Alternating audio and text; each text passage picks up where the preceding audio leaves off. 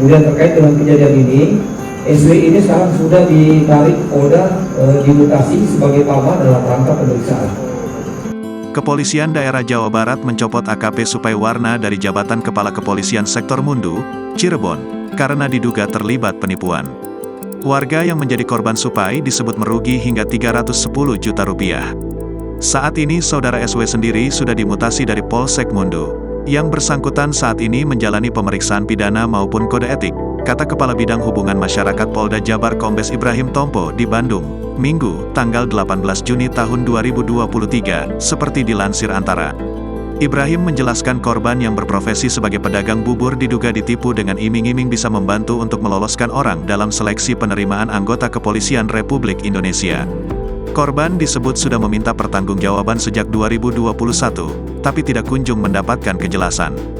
Hingga akhirnya pada Februari tahun 2023 dugaan penipuan itu dilaporkan ke Bidang Profesi dan Pengamanan Polda Jabar.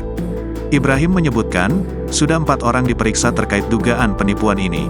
Untuk laporan di Propamnya sendiri dilaporkan pada tanggal 23 Februari tahun 2023 dan juga sementara berproses. Namun, karena ini terkait dengan pidana sehingga sidang kode etiknya dilaksanakan menunggu hasil putusan pidananya. Kami menyikapi secara tegas dan objektif, kata dia. Lebih lanjut Ibrahim menyayangkan ada oknum polisi yang menjadikan kegiatan rekrutmen Polri sebagai modus penipuan.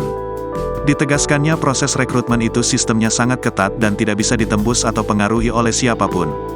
Di samping itu, dia juga mengimbau masyarakat untuk tidak mempercayai siapapun yang menjanjikan bisa meloloskan proses rekrutmen Polri tanpa melewati aturan yang berlaku.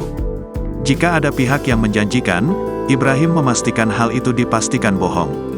Bapak Kapolda cukup konsen dengan kondisi ini karena ini terkait masalah rekrutmen, di mana dianggap bahwa yang bersangkutan cukup mencoreng proses penerimaan rekrutmen polisi. Walaupun kejadiannya tahun 2021, tetapi karena ini cukup menyita perhatian, di mana proses penerimaan tersebut sebenarnya sangat tidak bisa ditembus oleh pola-pola atau cara-cara subjektif atau pengaruh dari orang.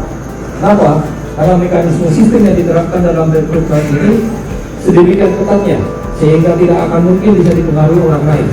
Sehingga bisa disimpulkan apabila ada orang yang menjanjikan untuk bisa meluluskan masuk ke dalam tes, itu sudah bisa dipastikan bahwa itu merupakan kebohongan dan itu merupakan upaya penipuan. Nah, seperti yang terjadi saat ini. Jangan lupa subscribe, share, komen, dan like ya.